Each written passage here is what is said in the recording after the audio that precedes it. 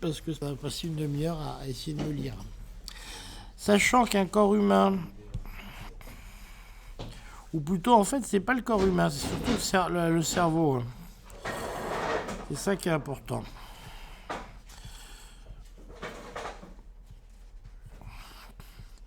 Donc un cerveau, ça supporte 5G.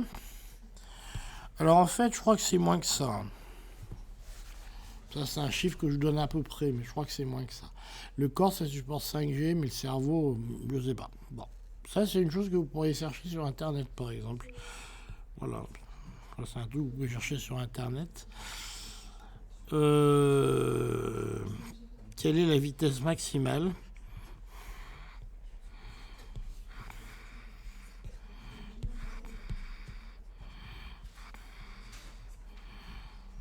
Maximale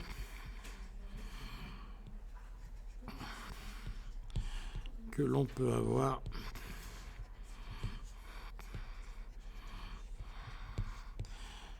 lors d'un choc.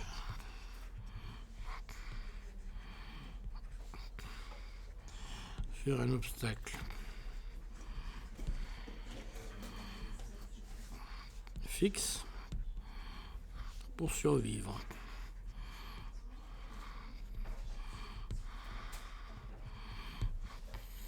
Ok.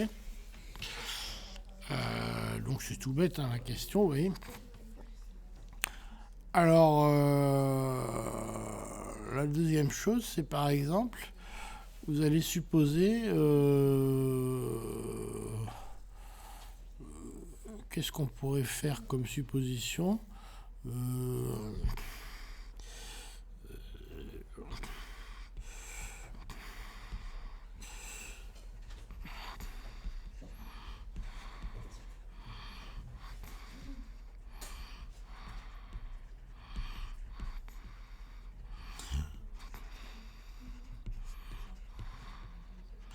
Alors, je sais pas si vous avez déjà vu ça. Ben, souvent, il y a des voitures, vous voyez, quand elles ont un choc, l'avant se déforme, d'accord. Et donc, l'avant, il fait un accordéon, il fait comme ça. Et puis, vous me posez la même question. Donc, puis je pose la même question ici. Avec un airbag.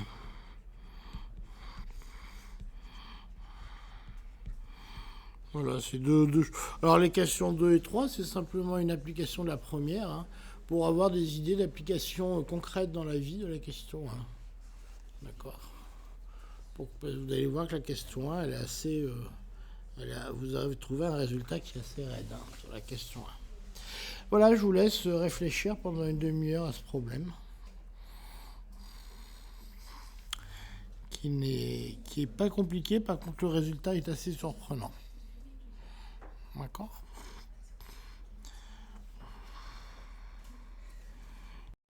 C'est de vous aider. Pourquoi j'ai plus rien de marqué là ? Où est passé l'énoncé ? Que personne ne sorte.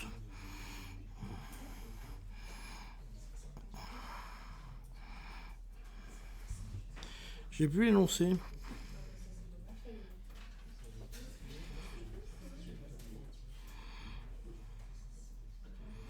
Bon, c'est pas grave, il n'y a plus l'énoncé, on va faire ça. Donc, on va chercher la vitesse max pour laquelle on peut rentrer dans un obstacle fixe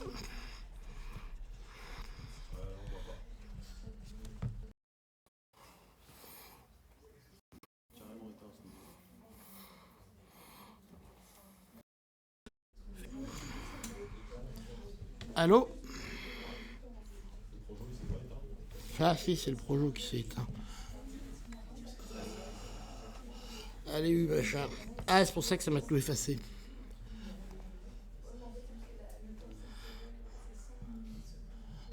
Voilà, il se redémarre là.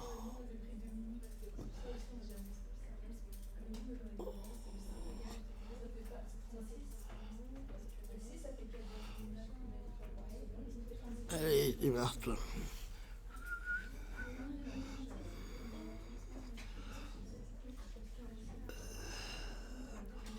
C'est en train de venir.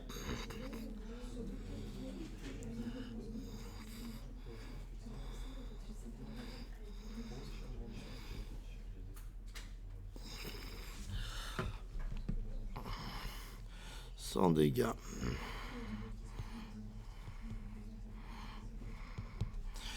Donc ça, c'est le petit A de la rédaction de Joël.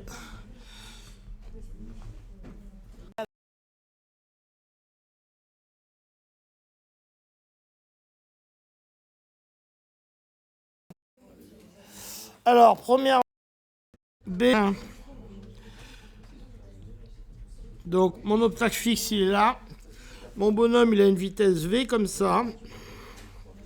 D'accord, et c'est tout ce qu'il a, parce qu'à la limite, il y a la pesanteur. Si vous voulez mettre la pesanteur ici. Ouais.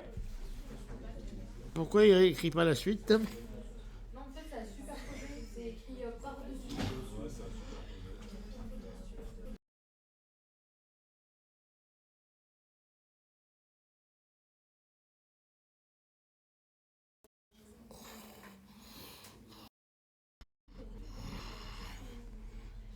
Je vais le sortir.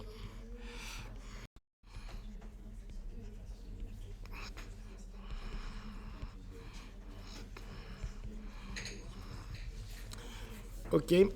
Alors D, maintenant, on va faire une formule avec tout ça. Alors là, ce que vous voyez, c'est que l'accélération, ça, vous n'avez pas trop le choix. C'est delta V sur delta T. D'accord? Alors maintenant, il faut choisir le delta T. Le delta T, vous n'avez pas trop le choix. Delta T, c'est la formule du ralentissement dans un mur.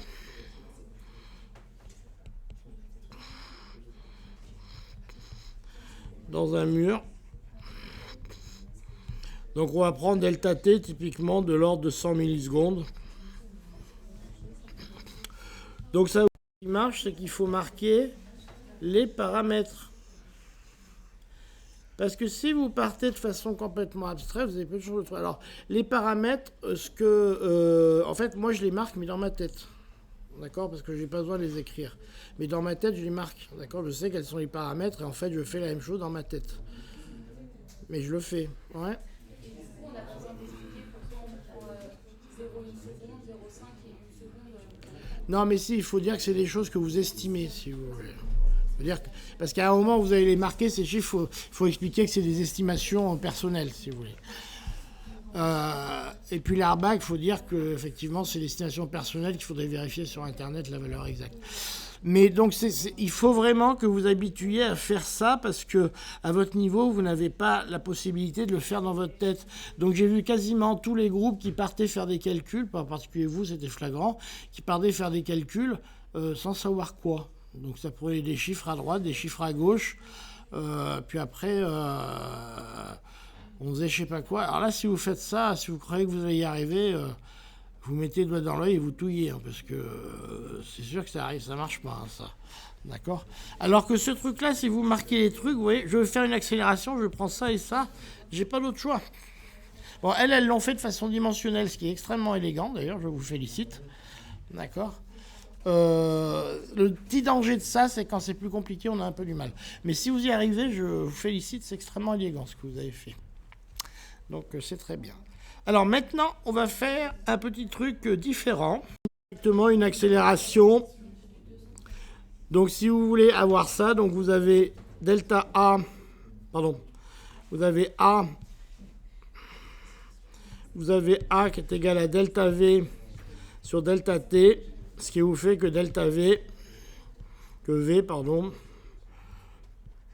V est égal à A fois delta T.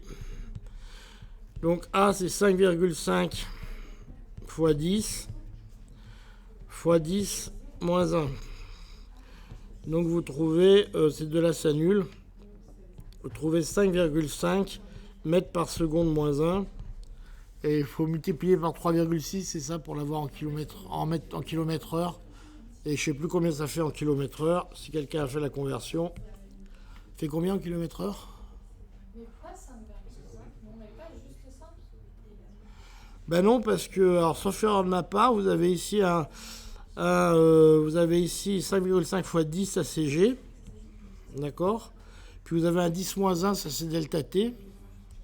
Ah, mais vous avez fait fois 10, d'accord. Non, vous avez arrondi à 10, c'est pour ça. Ouais, j'ai tout arrondi à 10, comme ça fait 5,5. Et 10, vous n'aviez pas 10 en millisecondes, ça fait pas 0,1 et par 1? Bah si, mais justement, ça fait 10 fois 0,1. Ah, oui, oui, oui. Donc il me reste 5,5, et 5,5, je sais pas combien ça fait en kilomètre-heure. Quelqu'un qui me le fait vite fait? Combien? 19,8. Allez, je vous le vends à 20 km/h. Attendez 2 secondes, je marque. Et après, je suis à vous, mademoiselle. Hop, hop. Donc, ce que je veux dire, c'est que déjà à 20 km/h sur un obstacle fixe, vous êtes séché. D'accord? Donc, c'est pour ça que quand j'expliquais ce que je vous avais dit, quand je m'occupais du club de ski d'un gamin qui ne voulait pas mettre de casque, je leur disais à 60 à l'heure, parce qu'il skie vite à 60 à l'heure contre un arbre. 1, c'est l'arbre qui gagne. 2, vous êtes mort. D'accord? Une question à ma droite. Vous avez mis 10 fois 10 moins 1. Vous tombez dans... C'est quoi la deuxième question déjà? La deuxième question, c'est un casque, c'est ça, non? Ah oui, une voiture. Alors une voiture, ça fait un truc comme ça à la fin. Voilà, c'est ça. Une voiture, souvent, enfin ça vous en avez peut-être vu sur l'autoroute quand il y a des dégâts, elles font boum, un accordéon au milieu. Et ça peut prendre une demi-seconde, d'accord? Une demi-seconde à une seconde, d'accord? Donc si ça prend une seconde, bah, delta T devient égal à une seconde. Donc ça vous fait ici, delta T égale à une seconde, là on l'a calculé pour 0,1 seconde. Donc vous trouvez tout de suite que V est égal à... V est égal à 200 km/h, donc ça je suis quand même un petit peu pessimiste. Donc ça, vous voyez, l'ordre de grandeur il n'y est pas, 200 km/h, j'y crois pas. Donc je dirais plutôt delta T doit être égal à 0,5 millisecondes, je dirais. Ouais, parce que 200 km/h c'est pas réaliste.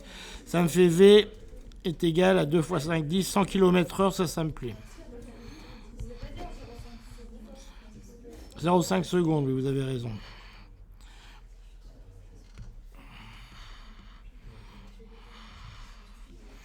Oui, mademoiselle, à ma droite, une question.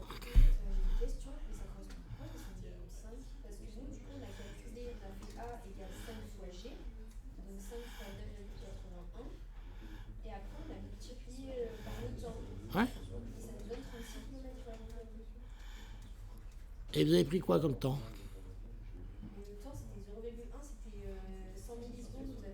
Ouais. Ouais. Alors, en secondes, ça vous donne quoi, vous? Alors là, vous avez mis 9,8. Vous avez mis... Attendez. Vous avez mis 5 fois 9,8. Donc vous avez mis 5 fois 9,8, d'accord? Et vous avez trouvé combien à la fin? Ça, c'est pas possible, il y a une erreur. Je viendrai vous voir tout à l'heure. Combien? Non, mais il y a une erreur. Je viendrai vous voir tout à l'heure, il y a une erreur quelque part dans votre calcul. Et alors, dans un airbag,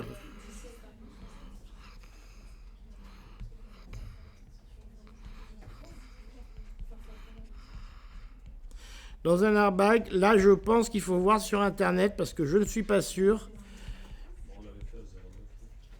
Ouais, mais je pense que c'est idem. Je pense qu'on a dit combien là tout à l'heure? Ouais, je pense que c'est de l'ordre de 0,9 à 1 seconde. Ce qui nous fait un V qui est de l'ordre de 200 km/h. Ouais, 150 km/h. Mais ça, c'est vraiment ce qu'on estime parce que là, je ne suis pas sûr du tout de ce résultat. Il faudra regarder sur Internet le temps que met effectivement ce truc-là pour se déployer. Ça, c'est vraiment... Ouais.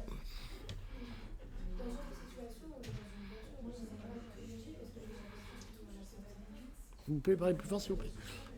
Dans les situations, dans la vie, on a une voiture. On a une partie de l'accélération, il y a besoin de la voiture. Est-ce que vous pourriez parler moins fort? Il y a quelqu'un qui me pose une question.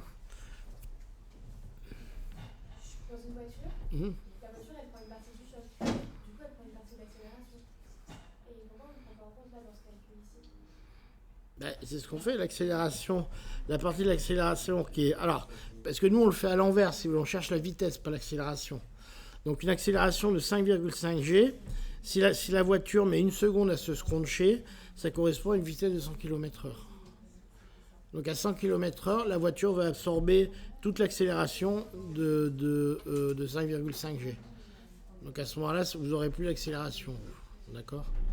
Et vous aurez 5,5 G d'accélération et pas plus. Et si vous avez un airbag, d'accord, pareil, vous aurez une accélération de 5,5 G si vous allez à 150 km/h.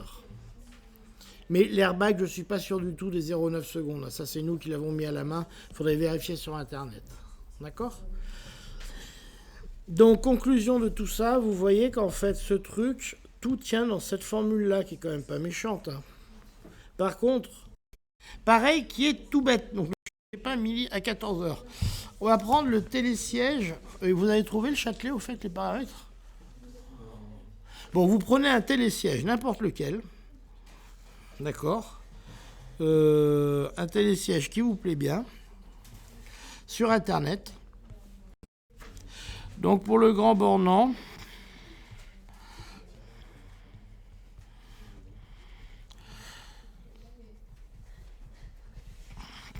alors les paramètres,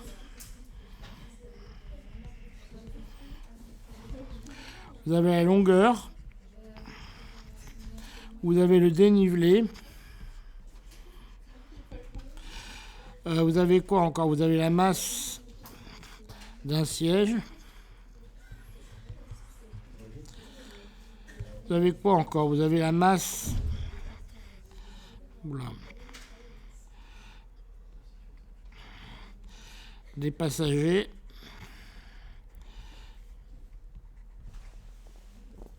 Puis vous avez quoi encore ? La masse d'un siège, la masse... Oh, c'est vraiment super mal écrit, là.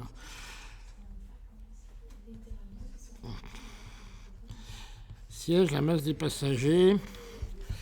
Puis vous avez quoi encore ? Un siège, la masse d'un passager, et puis on cherche la puissance du moteur. Ah si, il y a un temps.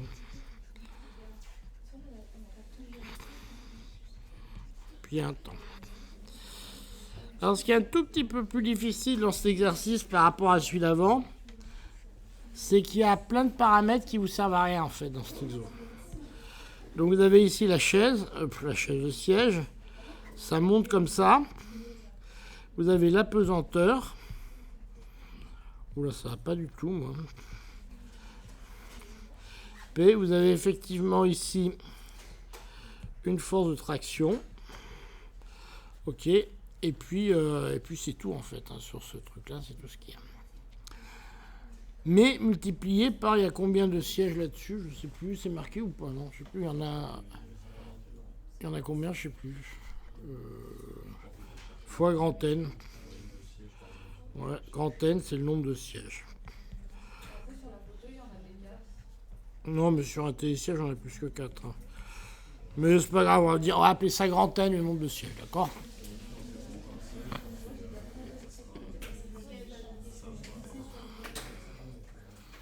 Bon, voilà, c'est mes paramètres, ils sont comme ça.